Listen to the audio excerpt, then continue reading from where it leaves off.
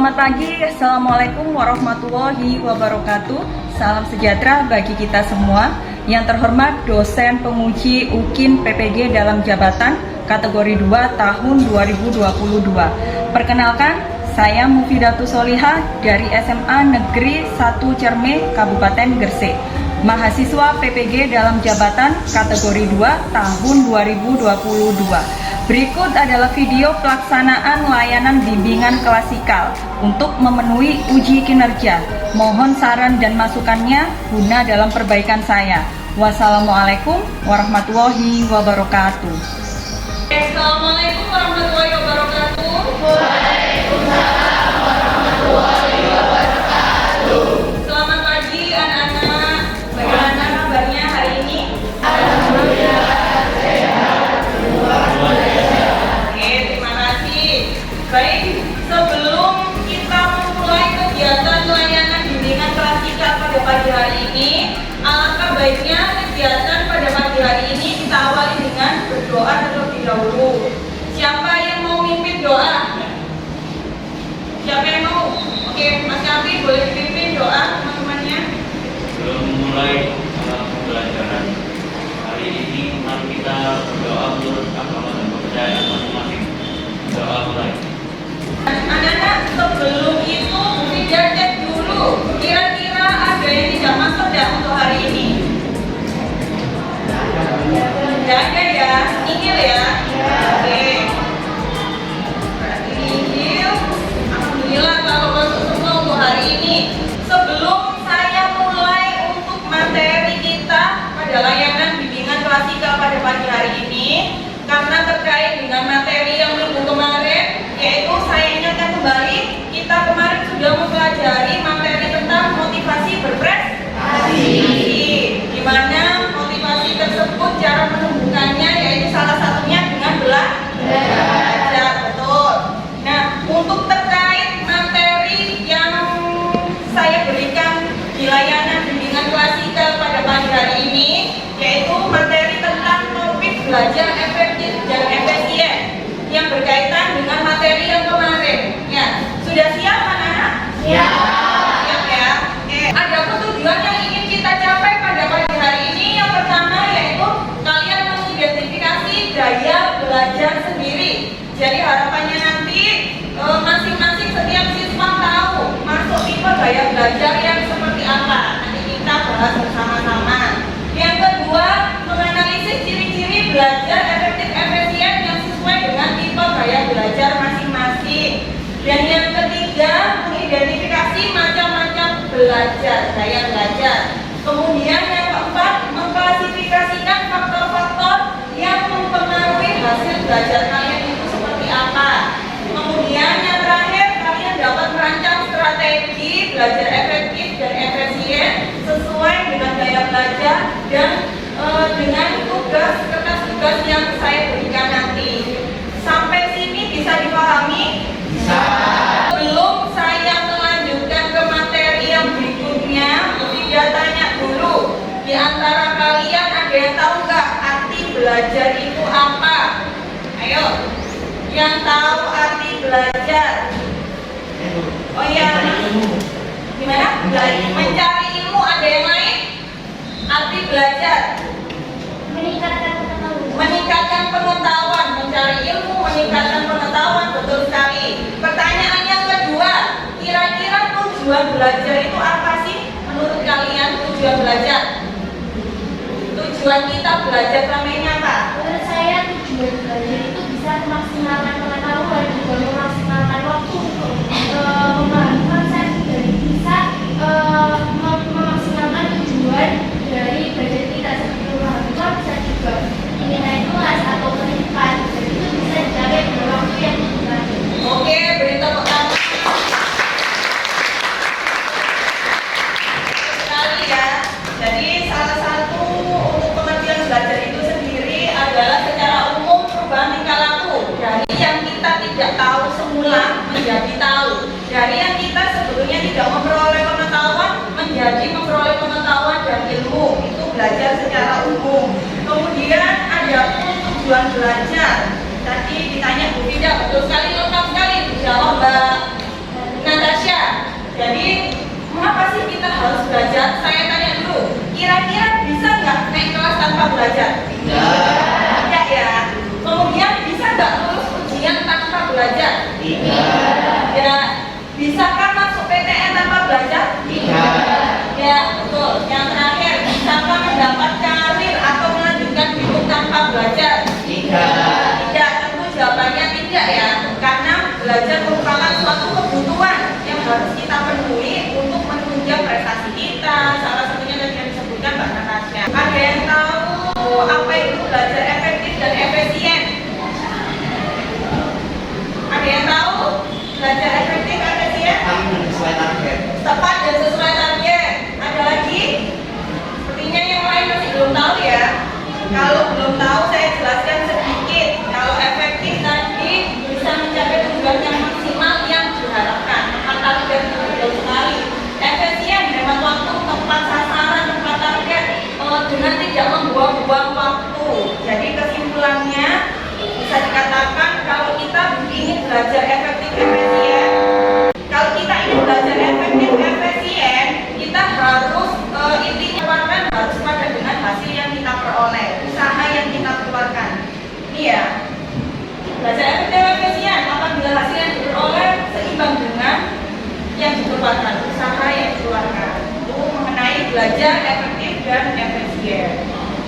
Tapi pada kenyataannya sekarang, boleh maju Mbak Natasha, dibacakan maju dulu. Dibacakan ke teman-temannya. Yang keras ya. Tapi pada kenyataannya sekarang siswa itu lebih memilih bermain gadget atau bermain HP, dan itu tidak bagus. Kemudian kenyataannya sekarang juga siswa lebih memilih hangout dengan teman-teman seperti liburan, kemudian jalan-jalan, menghabiskan uang boros. Kemudian siswa juga lebih memilih pacaran. Kemudian yang terakhir adalah siswa lebih memilih memperoleh nilai di bawah KKM. Sudah biasa karena siswa lebih malas, kemudian susah untuk belajar, jadi memperoleh nilai di bawah KKM. Oke, tepat sekali. Boleh dicoba Mbak Natasha, terima kasih. Benar apa salah? Benar ya? Kenyataannya pada sekarang seperti itu ya. Kenapa alasannya? Boleh maju? Siapa yang mau maju ke depan? Ayo, Mbak Eri, Mas Kafi, boleh maju ke depan dibacakannya. Kenyataan kenapa? Kalau kenyataannya seperti yang dibacakan Natasha tadi, karena yang pertama kurangnya kesadaran akan pentingnya belajar. Yang kedua, kurangnya perhatian dari orang tua. Yang ketiga dan keempat dan kelima malas dan malas. betul apa salah? Betul ya? Oke. Jika Bu Fida berkata, jika aku ingin berhasil berarti maka aku harus belajar. Benar sekali. Jadi salah satu selain belajar, yang pertama harus mampu menemukan gaya belajar masing-masing. Gimana Bu caranya menemukan gaya belajar? Bu Fida nanti ada sebuah instrumen yang akan saya bagikan ke kalian semua. Kemudian yang kedua, mampu mengembangkan gaya belajar sendiri untuk memperoleh hasil belajar yang maksimal. Itu. Yang ketiga, mampu membuat strategi yang belajar lebih efektif dan efisien sehingga apa yang kita peroleh itu tidak sia-sia. Pernah nggak sih kita mikir, Bu, saya sudah belajar, tapi kok nilai saya masih ada di bawah KKM? Pernah seperti itu? Pernah. Atau pernah berpikir, Bu, saya sudah membaca buku setebal gini, tapi saya masih nggak paham apa isi buku tersebut. Pernah seperti itu? Pernah. Nah, karena apa jawabannya? Karena kita tidak tepat, tidak menerapkan strategi yang belajar secara efektif dan efisien, sehingga apa yang kita peroleh yang ibaratnya percuma lah, nggak ada manfaat yang kita peroleh. Tidak punya instrumen gaya belajar, tes gaya belajar, nanti harus kalian isi. Di instrumen ini ada 30 pernyataan. Jika menurut kalian tidak sesuai, berarti kalian centang di TS tidak sesuai. Kalau menurut kalian itu ragu-ragu, berarti kalian centang di R. Kalau menurut kalian sesuai, berarti dicetak di S. Bisa dipahami? Bisa dibagikan, Mbak? Kalau sudah semua, boleh dimulai dikerjakan instrumennya.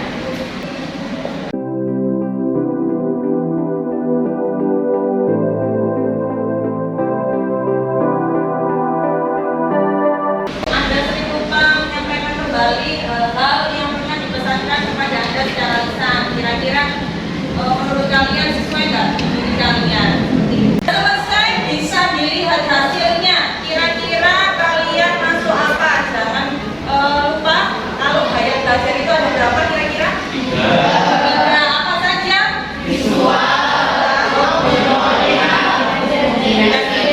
Ada itu ya. Nanti untuk definisi dan pengertian selebihnya akan kita bahas selanjutnya. Nah, kira-kira yang masuk tipe visual siapa saja? Boleh angkat tangan. Oke, yang masuk tipe auditory boleh angkat tangan siapa saja? Oke, yang masuk tipe kinestetik kira-kira siapa? Oke, sudah tahu tipe gaya belajar masing-masing.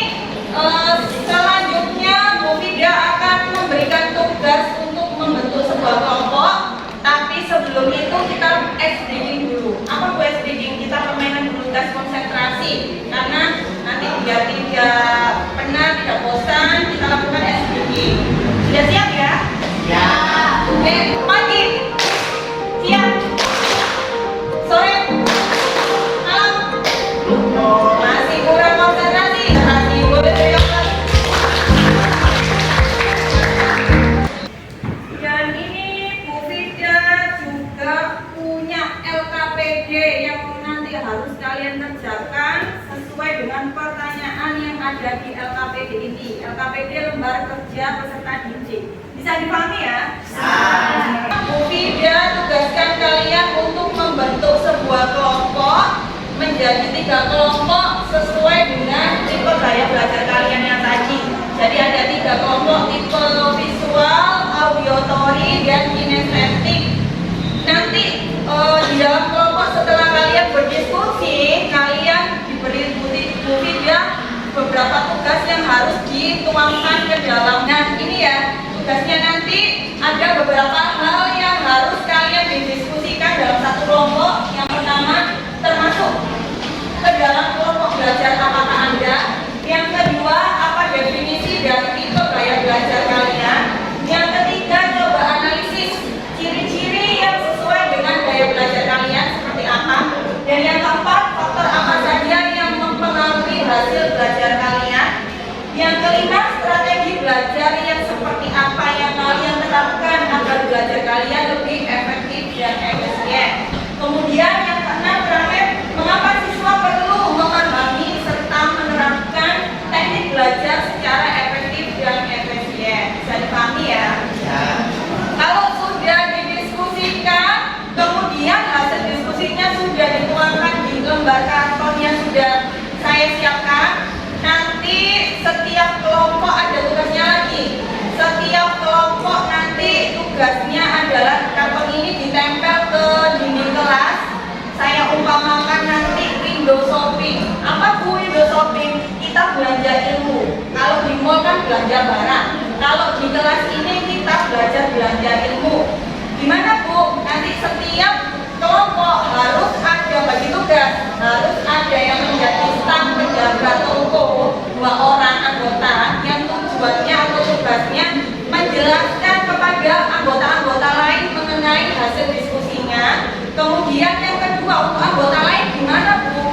Untuk anggota lain tugasnya saya beri tugas untuk keliling ke kelompok lain guna mencari informasi, menggali informasi dari kelompok belajar lain. Bisa dipahami? Saya. Kalau sudah bisa dipahami, nanti ada waktu batas yang ditentukan Bu Fida. Kalau saya bilang sudah selesai, berarti semua kelompok harus kembali ke kelompok masing-masing. Setelah itu kita presentasikan hasil diskusi yang sudah dilaksanakan. Bisa dimulai? Bisa. Kalau bisa silakan membentuk kelompok di depan saja biar tidak mengganggu bangku dan mejanya. Boleh di sini ada banyak ruang. Boleh silakan membentuk kelompok di sini.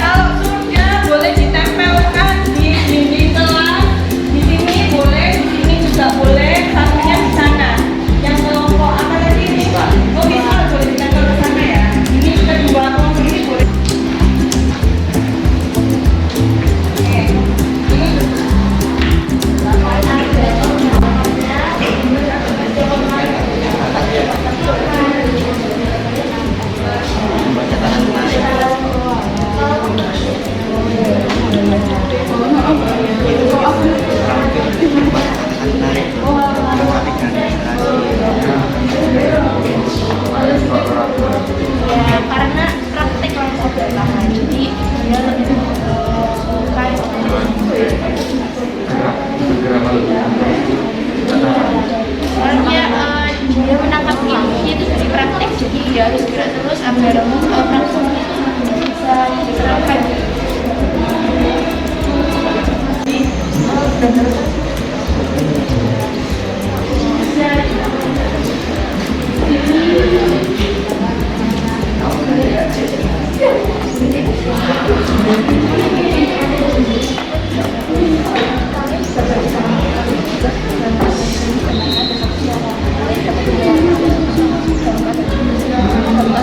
Oke, karena tadi sudah kita lakukan berbelanja ilmunya, sudah menggali informasi ke kelompok-kelompok yang lain. Sekarang waktunya untuk mempresentasikan hasil diskusi kelompok masing-masing. Jadi tugasnya saya minta setiap kelompok punya perwakilan untuk mempresentasikan hasilnya masing-masing, atau boleh dibantu 2 orang untuk mempresentasikan. Ya. Assalamualaikum warahmatullahi wabarakatuh. Waalaikumsalam warahmatullahi wabarakatuh. Kami dari kelompok Gaya Belajar Visual akan mempresentasikan hasil diskusi yang telah kelompok kami lakukan. Pertanyaan yang pertama, termasuk ke dalam kelompok belajar. Apakah kalian? Jelas kami di sini masuk dalam kelompok Gaya Belajar Visual. Pertanyaan yang kedua, apa definisi? Pertanyaan yang kedua apa? Apa definisi? Apa definisi dari gaya belajar yang sesuai dengan gaya belajar kami adalah gaya belajar visual. Definisinya adalah gaya belajar visual adalah gaya belajar yang lebih berfokus pada penglihatan. Jadi gaya belajar ini lebih memfokuskan kita untuk belajar dengan memanfaatkan indera penglihatan. Oke, udah? Betul ya? Gaya belajar visual menekankan pada alat indera penglihatan. Jadi mereka cenderung tertarik pada pelajaran yang menggunakan metode seperti visual, yaitu slide, LCD, PowerPoint, PPT, Canva, dan lain sebagainya. Dia lebih tertarik pada alat indera penglihatan. Kemudian bisa dilanjut.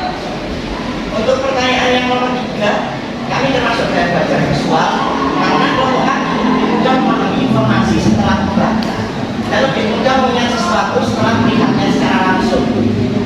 Seperti yang disebutkan tadi, karena gaya belajar visual ini gaya belajar yang lebih memfokuskan pada indera penglihatan. Oke, itu salah satunya ciri-ciri dari gaya belajar visual.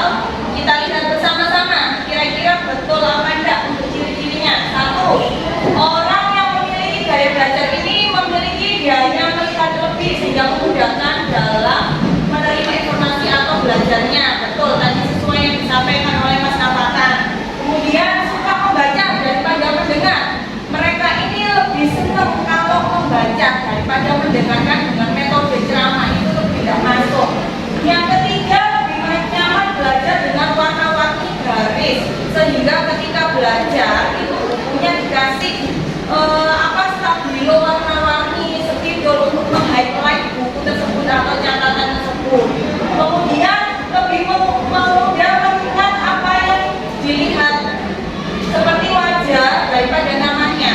Kadang kalau kenal teman lama, oh iya aku ingat itu temanku, siapa ya namanya, siapa ya namanya, lupa. Itu biasanya salah satu ciri anak visual.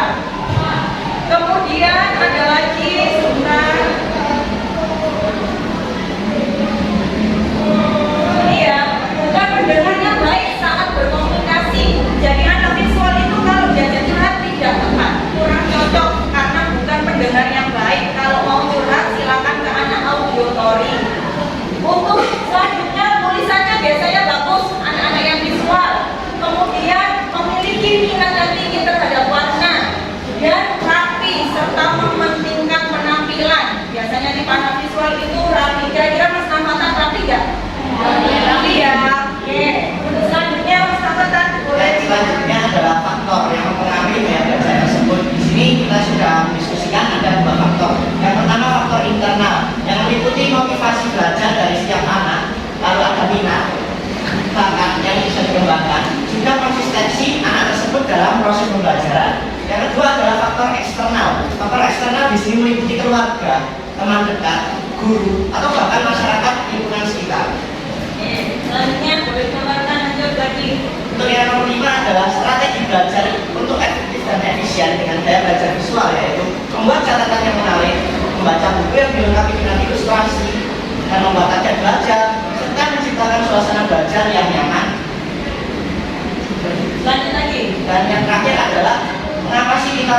gaya belajar yang efektif dan efisien. Gaya belajar yang efektif dan efisien diperlukan agar siswa dapat memahami pelajaran dengan baik sehingga mampu mengembangkan potensi yang dimiliki siswa tersebut dan meningkatkan prestasi dari siswa tersebut. Oke, beri aplaus untuk bagus sekali untuk pemaparan hasil diskusi kelompok untuk visual. Kemudian ada tanggapan, masukan atau pertanyaan dari anggota kelompok lain. Silakan ditanyakan. Ada yang bertanya? Oke, Mbak Nadine. Boleh berdiri nggak? Baik, aku mau bertanya, kan kalau belajar visual kan untuk apa yang dapat dilihat kan ada ya kelihatan dan juga warna-warni dan juga ada warna-warni juga. Kalau buku kan isinya buku desain, tapi juga buku. Tapi kita juga menggunakan indera mata yang tidak memiliki dasar. Apakah itu masuk visual juga? Soalnya kan itu kita menggunakan indera tapi tidak ada warna dalam Oke, terima kasih Mbak Nadine. Pertanyaannya, tadi maksudnya Mbak Nadine menanyakan kalau misalkan kita membaca buku dengan tulisan biasa tanpa warna itu ya, apakah itu termasuk untuk gaya visual? Karena tidak ada warna, padahal tadi sudah dijelaskan untuk visual itu menekankan beberapa warna dan gambar. Boleh dijawab Mas? Terima kasih Mbak Nadine atas pertanyaannya. Untuk gaya belajar visual kita lebih fokuskan kepada indera penglihatan. Jadi meskipun dalam buku yang terdapat tulisan ataupun gambar yang hitam putih itu masih tetap termasuk gaya belajar visual. Walaupun gaya belajar ini lebih efektif dengan sedikit tambahan kombinasi warna. Tapi tidak menutup kemungkinan gambar dengan hitam putih juga masuk gaya belajar visual. Oke, baik sekali. Terima kasih. Oke, sudah selesai untuk kelompok visual. Boleh kembali ke tempat. Sudah bagus sekali hasilnya. Demikian presentasi yang dapat kami sampaikan. Kurang lebihnya saya mohon maaf. Assalamualaikum warahmatullahi wabarakatuh. Untuk kelompok yang kedua, audiotori boleh maju ke depan untuk kelompok audiotori. Assalamualaikum Warahmatullahi wabarakatuh. warahmatullahi wabarakatuh. Di sini saya akan mempresentasikan hasil diskusi kami tentang gaya belajar audiotori. Baik, jadi dalam pertanyaan pertama, kita itu masuk gaya belajar klasik, kita itu masuk gaya belajar audiotori. Lalu yang kedua adalah definisi. Audiotori adalah gaya belajar yang menggunakan pendengaran untuk memahami dan mengingat. Karakteristik belajar seperti menempatkan karakteristik belajar audiotori seperti belajar menempatkan pendengaran sebagai alat utama untuk menyerap informasi dan pengetahuan. Lalu jawaban kita yang ketiga, ciri-ciri dari gaya belajar audiotori adalah suka mengingat sesuatu dengan apa yang didengar dan pada apa yang dilihat. Jadi kita menggunakan indera pendengaran. Lalu yang kedua adalah senang mendengarkan. Yang ketiga, mudah untuk terdistraksi dalam keramaian. Lalu yang keempat, kesulitan dalam tugas yang melibatkan visual karena kita mengandalkan indera pendengaran. Lalu yang terakhir adalah pandai menyebutkan nada ataupun irama suara, senang membaca dengan menggunakan suara atau menggunakan buku. Oke, stop dulu. Tadi sudah disebutkan definisinya. Memang betul ya, untuk audiotorial mereka menekankan untuk alat indera. Biasanya anak-anak tipe ini bisa mendengarkan ceramah dengan metode ceramah dari guru, belajar sambil mendengarkan musik, itu lebih masuk daripada langsung membaca buku atau materi tersebut. Kemudian untuk ciri-ciri tadi sudah dijelaskan ya. Untuk ciri-cirinya,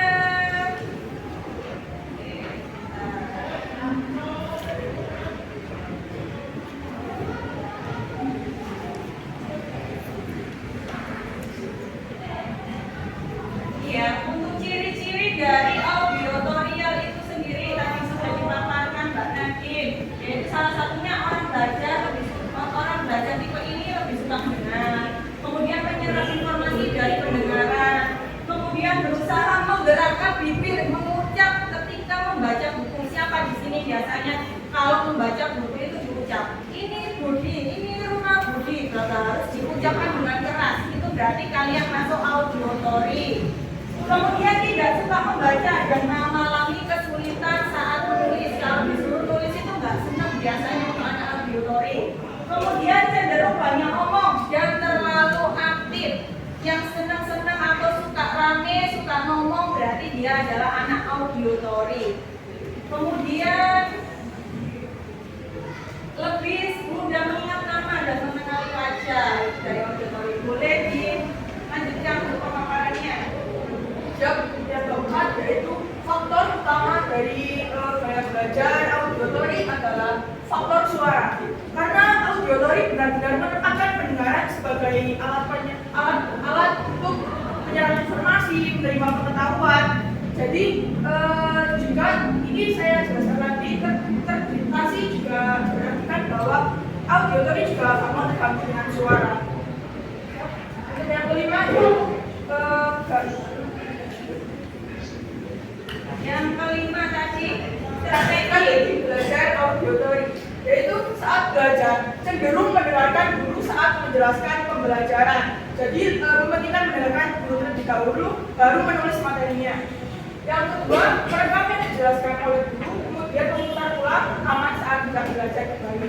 Lalu dan saat membaca dengan dibaca secara besar.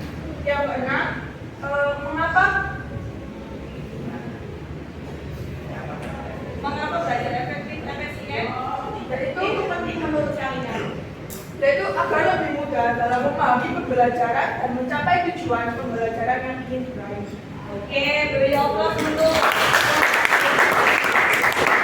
Saya jelaskan sedikit untuk strateginya, yaitu salah satunya harus ikut berpartisipasi dalam diskusi, baik di dalam kelas maupun di dalam kelas. Tadi sudah mulai diskusi, itu cocok sekali untuk auditory. Kemudian biasakan untuk membaca materi pelajaran dengan keras, nggak apa-apa, dibacakan secara keras biar masuk materi tersebut untuk auditory. Gunakan musik untuk belajar. Anak-anak IPA ini biasanya sambil mendengarkan musik itu baru masuk materinya. Kemudian diskusikan ide secara verbal dan bisa juga dengan merekam materi pelajaran ke dalam kaset kemudian didengarkan kembali materi tersebut. Sampai sini bisa dipahami ya? Bisa. Ada yang memberikan pertanyaan untuk kelompok auditorium? Oke, boleh berdiri nak? Agak keras ya. Apakah anak dengan gaya auditory bisa berfokus di kebisingan? Bisa fokus di Tengah kebisingan. tengah kebisingan. Apakah anak-anak auditory itu bisa fokus di tengah kebisingan? Bagus sekali pertanyaannya. Boleh dijawab? Terima kasih pertanyaannya, izin menjawab. Seperti yang saya jelaskan tadi, auditory benar-benar mengandalkan pendengaran. Jadi, auditory bisa mengandalkan pendengaran sebagai penyerap informasi dan menerima pengetahuan, tapi juga gampang tergabung dengan suara. Jadi tidak bisa fokus di tengah kebisingan saat belajar. Oke, bagus sekali. Beri tepuk tangan. Boleh ditutup nak? Baik, sekian yang dapat kami sampaikan untuk mewakili kelompok dari auditory. Terima kasih atas pertanyaan dan perhatiannya. Wassalamualaikum warahmatullahi wabarakatuh. Waalaikumsalam warahmatullahi wabarakatuh. Kembali ke tempat. Sekarang yang ketiga, kelompok terakhir dari kinestetik perwakilan dari tadi siapa? Mas Raffi dan Mbak Natasha. Boleh maju ke depan.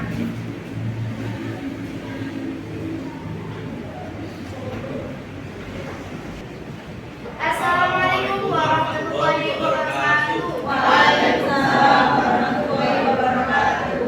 Kami perwakilan dari kelompok anak dengan gaya belajar kinestetik ingin mempresentasikan hasil diskusi kami. Yang pertama, termasuk gaya belajar apakah kami? Sudah jelas, kami adalah tipe gaya belajar kinestetik.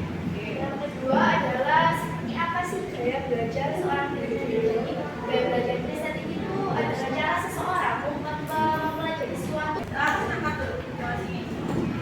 Oke, tadi sudah dipaparkan jelas dari teman-teman kalian setiap kelompok. Bisa dipahami sampai sini? Tidak hanya menambahkan sedikit. Ini terkait faktor yang mempengaruhi hasil belajar. Tadi kan faktor-faktor yang mempengaruhi masih faktor yang khusus sesuai dengan tipe ya belajar. Ini adalah faktor yang umum yang mempengaruhi hasil belajar. Salah satunya adalah fisik dan jasmaninya. Kalau fisik kita sehat, jasmaninya kita sehat, insya Allah hasil belajar kita juga maksimal. Kemudian proses belajar kita juga bisa berjalan dengan baik. Kemudian ada psikis dan kejiwaan, ini juga harus stabil ya. Dan ada niat dulu, niat untuk belajar, niat untuk mendapatkan hasil yang maksimal.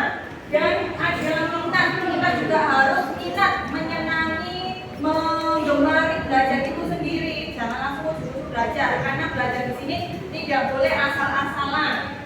Untuk strateginya juga Bu Vidya secara umum ya, tadi sudah disampaikan teman-teman kelompok lain, itu strategi secara khusus. Ada strategi belajar efektif dan efisien, salah satunya dengan olahraga, tadi disebutkan Mbak Natasha untuk tipe kinestetik. Kalau kita olahraga kan otomatis jiwa kita jadi sehat, jadi pikiran kita juga tidak depresi, intinya itu. Kemudian yang kedua, temukan gaya belajarmu. Tadi sudah menemukan semua melalui instrumen yang sudah Ibu berikan.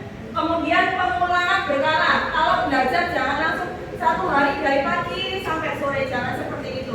Lebih baik belajar sedikit-sedikit, tapi sering dilakukan dan diulang berkali-kali. Kemudian istirahat yang cukup dan jangan memaksakan diri. Kalau sudah tidak kuat belajar, jangan dipaksa walaupun besok ujian. Tapi bagaimana cara kita mengembalikan mood kita kembali, entah itu dengan makan coklat, jalan-jalan sebentar, langsung baru kita melanjutkan belajar kita. Sampai sini bisa dipahami kan? Bisa. Oke, yang terakhir gunakan teknik Pomodoro. Ya.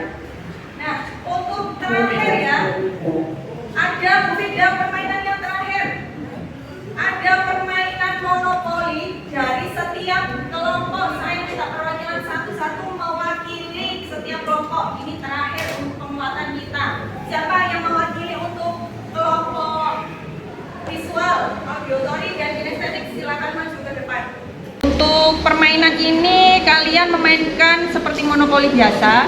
Ketika kalian berada di nomor berapa, berarti akan saya berikan pertanyaan yang dipegang Bu Vidya sesuai dengan nomor urutan yang ada di monopoli ini. Siap ya? Siap. Oke. Boleh diulang lagi Mbak Erin? Diulang lagi ya? 2.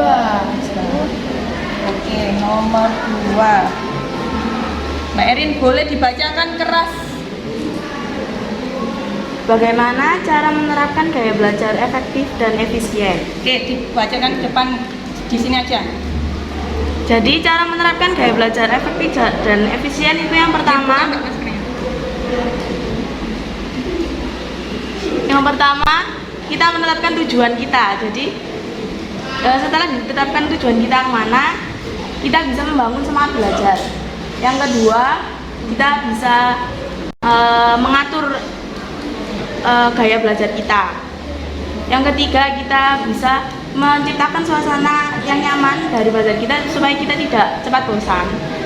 Lalu setelah itu kita bisa membuat ringkasan supaya mudah diingat. Setelah mudah diingat, kita bisa menghafal. Tapi kita bukan menghafal saja, kita harus pahami apa yang kita belajarkan sebelumnya. Sudah? Beri aplaus untuk Mbak Erin. Oke, selanjutnya perwakilan dari Mbak Nadine, kelompok auditory.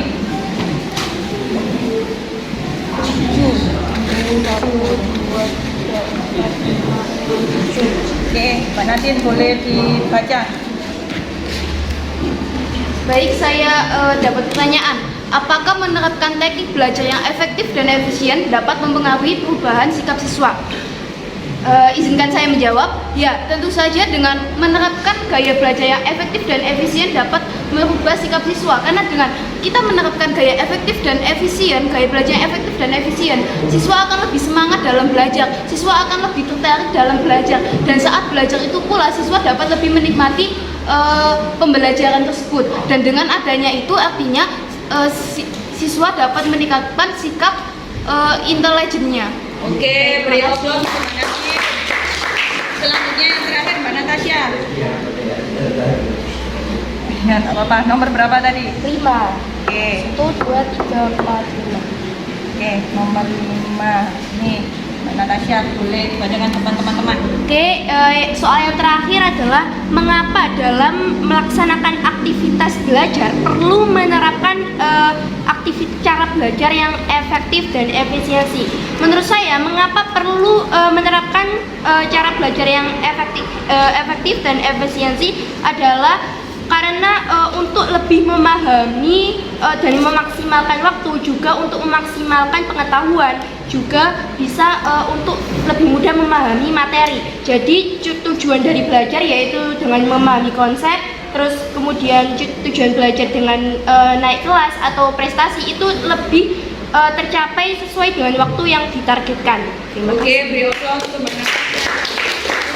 Boleh kembali. Waktunya sudah habis, sudah punya ini lembar evaluasi proses yang harus kalian isi. Ada 13 pernyataan, kemudian beri tanda centang pada ya atau tidak sesuai dengan diri kalian. Kemudian Mufidah punya lembar evaluasi hasil yang juga harus dikerjakan. Ada 10 pernyataan, kemudian ada 4 skor, yaitu 1 kurang baik, 2 cukup baik, 3 baik, dan 4 sangat baik.